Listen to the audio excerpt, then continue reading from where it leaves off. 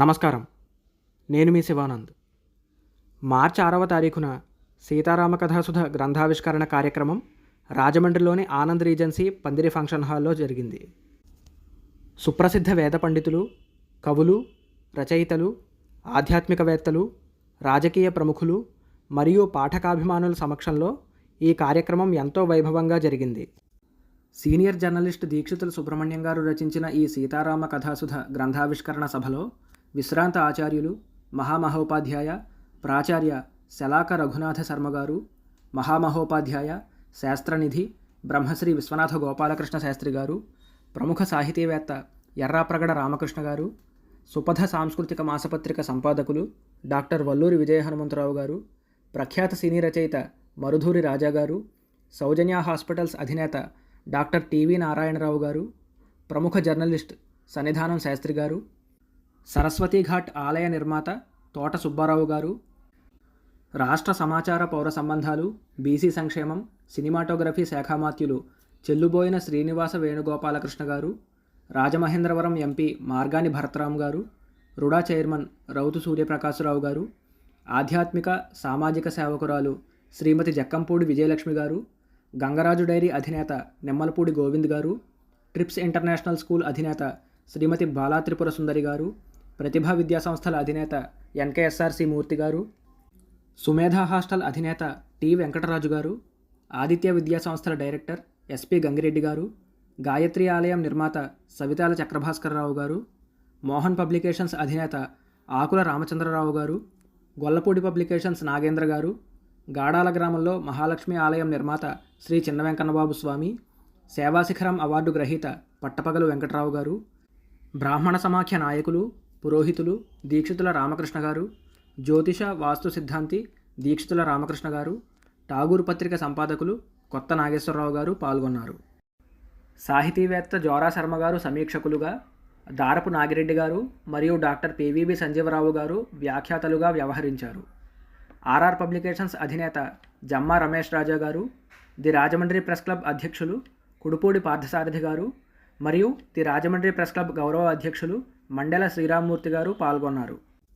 సీతారామాంజనేయ అనుగ్రహం వల్ల శ్రీమద్ రామాయణం యొక్క ప్రాముఖ్యత, సీతారామ కథాసుధ విశిష్టతల గురించి ఈ సభలో మాట్లాడే అవకాశం నాకు లభించింది. ఈ కార్యక్రమానికి వచ్చిన పెద్దలు ఎంతో వాత్సల్యంతో నన్ను అభినందించి వారి ఆశీస్సులు అందించారు. రామాయణం మనకు ఎలాంటి విషయాలు బోధిస్తుంది, ముఖ్యంగా యువతకు నిత్య జీవితంలో ఎలాంటి మేనేజ్మెంట్ లెసన్స్ నేర్పిస్తుంది అనే విషయాలపై ఆ రోజు నేను మాట్లాడాను. ఆ విషయాలనే ఇప్పుడు ప్రస్తావిస్తాను.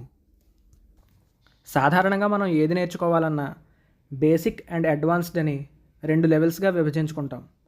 అలాగే రామాయణాన్ని కూడా బేసిక్ అండ్ అడ్వాన్స్డ్గా విభజించుకుంటే బేసిక్ లెవెల్లో మనకి రామాయణం మేనేజ్మెంట్ లెసన్స్ ద్వారా మన డైలీ లైఫ్లో అంటే దైనందిన కార్యకలాపాల్లో ఎదురయ్యే పరిస్థితుల్ని ఎలా ఎదుర్కోవాలో చెప్తుంది.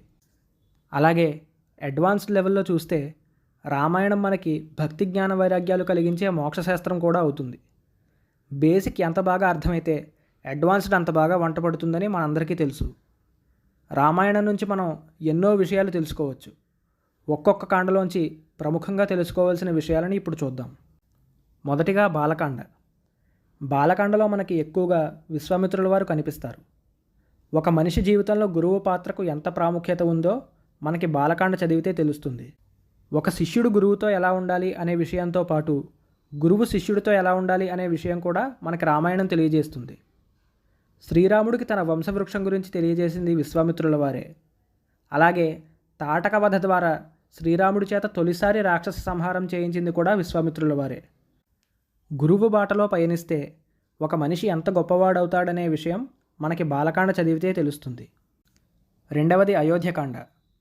నా వ్యక్తిగత అభిప్రాయం ఏంటంటే శ్రీరాముడి వ్యక్తిత్వం మనకు పరిచయం అయ్యేది అయోధ్యకాండలోనే. ఎందుకంటే శ్రీరాముడిని రాజుగా పట్టాభిషిక్తుణ్ణి చేయబోతున్నారనే విషయం మొత్తం రాజ్యమంతా తెలిసిపోయింది. ప్రజలంతా ఆ నిర్ణయాన్ని స్వాగతించి నీరాజనాలు పడుతున్న సందర్భంలో శ్రీరాముడి వనవాసం విషయం అందరికీ తెలిసింది. అయినా కూడా శ్రీరాముడు తన తండ్రి మాటలను శిరసావహించాడు. భారతదేశానికి ప్రపంచంలో గొప్ప గౌరవం తీసుకువచ్చింది ఇక్కడ కుటుంబ వ్యవస్థే. అలాంటి గొప్ప కుటుంబ విలువలకు తార్కాణం ఈ అయోధ్యకాండ. మూడవది అరణ్యకాండ. అరణ్యకాండలో శ్రీరాముడు ఎంత పరాక్రమవంతుడో మనం తెలుసుకోవచ్చు. ఖరదూషణాది రాక్షసులను శ్రీరాముడు అతి తక్కువ సమయంలో సంహరించాడు. కేవలం 3 ఘడియల కాలంలో 14,000 మంది రాక్షసులను సంహరించడం అంటే మామూలు విషయం కాదు. దీనిని బట్టి శ్రీరాముడు అమితమైన పరాక్రమం కలిగిన వాడని మనకి అర్థమవుతుంది. అలాగే 4వది కిష్కింధకాండ. మనందరికీ ఎంతగానో ఇష్టమైన ఆంజనేయ స్వామి ఆగమనం కిష్కింధకాండలోనే జరుగుతుంది. కిష్కింధకాండలో మనం శ్రీరాముడికి సుగ్రీవుడికి ఉన్నటువంటి మైత్రి, వాలివధ ఇత్యాది విషయాలను గమనించవచ్చు. శ్రీరాముడు స్నేహానికి ఎంత విలువిస్తాడో ఈ కాండలో మనకు తెలుస్తుంది. అలాగే వాలివధ సమయంలో వాలి అడిగిన ప్రశ్నలన్నింటికీ కూడా శ్రీరాముడు సమాధానం చెబుతాడు. వాలికి శ్రీరాముడికి జరిగినటువంటి సంభాషణ మనం చదివితే వాలివధలో ఎలాంటి అన్యాయమూ లేదని తెలుస్తుంది. కొత్తగా సుందరకాండ గురించి చెప్పాల్సిన అవసరం లేదు. ఇక్కడ ఉన్న అందరికీ కూడా సుందరకాండ ఎంతో ఇష్టమైనది. అందులో ఉన్నటువంటి ఆంజనేయ స్వామి అంటే ఎంతో ఇష్టమైన వాడు. టైం మేనేజ్మెంట్ లెసన్స్ కానీ, అవరోధాన్ని ఎలా అధిగమించాలనేటువంటి విషయం కానీ, అలాగే ఎంత గొప్పగా మాట్లాడాలి అనేటువంటి విషయం కానీ, అప్పచెప్పిన దానికంటే కూడా ఎక్కువ పని సమర్థవంతంగా ఎలా నిర్వర్తించుకురావాలనేటువంటి విషయం కానీ, ఇవన్నీ కూడా మనకి సుందరకాండ నుంచి మనకు తెలుస్తాయి. ఇది ఒక విధంగా చెప్పాలంటే నిరాశ నిస్పృహల్లో ఉన్నటువంటి ప్రతి మనిషికి కూడా ఎంతగానో ప్రభావితం చేసి అతన్ని సమర్థవంతంగా తీర్చిదిద్దేటువంటి కాండ సుందరకాండ. అలాగే ఫైనల్గా యుద్ధకాండ. ఇందులో రాముడి యొక్క బలాన్ని, రాముడి యొక్క యుద్ధనీతిని, రాముడు శరణన్న వారిని ఎలా కాపాడుతాడు అనేటువంటి విషయాన్ని మరొక్కసారి మనం చూడొచ్చు. ఎందుకంటే విభీషణుడు రావణాసురుడితో ఏకీభవించకుండా ఆయన యొక్క డెసిషన్ని కాదని రాముడి దగ్గరికి వచ్చినప్పుడు అందరూ అంగీకరించరు. ఎప్పటికైనా విభీషణుడు మన పక్కన ఉండడం వల్ల ప్రమాదమే అని చెప్పిన వాళ్ళు చాలామంది ఉన్నారు. కానీ శరణన్న వారిని ఆదుకోవాలనేటువంటి విషయం ఒకటి. అలాగే విభీషణుని స్టడీ చేసి, అంటే అందులో విధమైనటువంటి సైకాలజీ లెసన్ కూడా ఉంది. విభీషణుని జాగ్రత్తగా స్టడీ చేసి ఆయన ఎంత గొప్పవాడో, నిజంగా ఆయన వైపు సత్యం ఉందని గుర్తించినటువంటి వాళ్ళు ఇద్దరే. ఒకటి రాముడు, 2 ఆంజనేయ స్వామి. కాబట్టి ఇందులో ఆ విషయాన్ని కూడా మనం గమనించాలి. ఇవన్నిటితో పాటు ఒక కాంట్రవర్షియల్ టాపిక్ అనేది ఇందాక మనం మాట్లాడుకున్నాం, వాలివధాన్ని కానీ, లేకపోతే ఇందులో యుద్ధకాండలో వస్తే ప్రత్యేకించి సీతమ్మ వారి అగ్నిప్రవేశం. రాముడు ఎక్కడా కూడా సీతాదేవిని అగ్నిప్రవేశం చేయమని చెప్పలేదు. అలాగే ఆయన సీతాదేవిని అనుమానించలేదు. ఈ 2 విషయాలు గుర్తుపెట్టుకోవాలి. ఆయన లోకం నిందిస్తుంది అనేటువంటి ఒకే ఒక భయంతో, ఒకే ఒక భీతితో ఆయన అలా మాట్లాడారు తప్ప సీతాదేవి మీద అనుమానం కాదు. సీతాదేవి కూడా ఆవిడ చనిపోదామన్న ఉద్దేశంతో అగ్నిప్రవేశం చేయలేదు. అందుకే ఆవిడ మొత్తం 3 దేవతల్ని తలుచుకుంది, సూర్యుడిని చంద్రుడిని ప్రార్థించింది. ఏ అగ్నిలో తాను దూకుతుందో ఆ అగ్నిని కూడా, నేను సదా రాముని అంటే నా మనసు లగ్నమై ఉంటే ఆ అగ్ని నన్ను కాపాడని తలుచుకుని అందులో దూకింది. వెంటనే అగ్నిదేవుడే స్వయంగా తీసుకొచ్చి సీతాదేవిని రాముడికి అప్పచెప్పడం జరిగింది. అంటే ఇందులో సీత, రాముడు ఇద్దరు కూడా చాలా గొప్పవారని చెప్పి మనకు తెలుస్తుంది. ఇది తెలియకుండా రకరకాల విమర్శలు చేసేవాళ్ళు ఉన్నారు. అలాగే ఇంతకుముందు మనం మాట్లాడుకున్నట్టు వాలివధ, అదొక కాంట్రవర్షియల్ టాపిక్. అంటే ఇవన్నీ కూడా ఏంటంటే అక్కడే పక్కనే వాల్మీకి మహర్షి వివరణ ఇచ్చినప్పటికీ మరి వాల్మీకి రామాయణం చదవకపోవడం వల్ల, ఇతర రామాయణాలు చదివి వాళ్ళు ప్రేరణ పొందడం వల్ల, లేదా ఇంకేమన్నటువంటి దురుద్దేశాలు ఉండడం వల్ల తెలియదు. కానీ ఈ ఇతరత్ర ఎక్కువ ప్రచారం అవుతున్నాయి.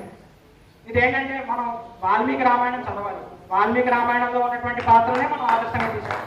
రామాయణం అంటే వాల్మీకి, వాల్మీకి అంటే రామాయణం. వాల్మీకి పరిచయం చేసిన రాముడే రాముడు. ఇది ఒక విషయం.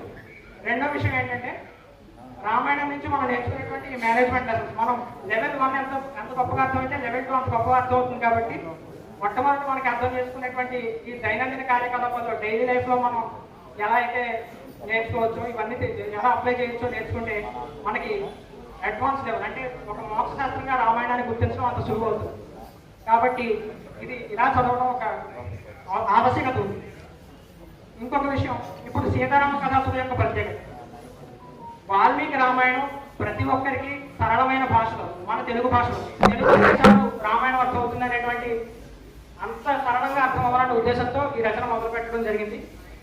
అందులో బాలకాండ మొదలుకొని అంటే నాంది ప్రస్తావన శ్రీరాముడి అవతారం ఎప్పుడైతే డిక్లేర్ అయిందో అక్కడి దగ్గర నుంచి వాల్మీకి బోయవాడిగా ఉన్నటువంటి కాలం దగ్గర నుంచి పూర్తిగా రావణ సంహారం రామచంద్రమూర్తి రావణ సంహారం చేసి పట్టాభిషిక్తుడైన దాకా మొత్తం ఇప్పటిదాకా రాయడం జరిగింది.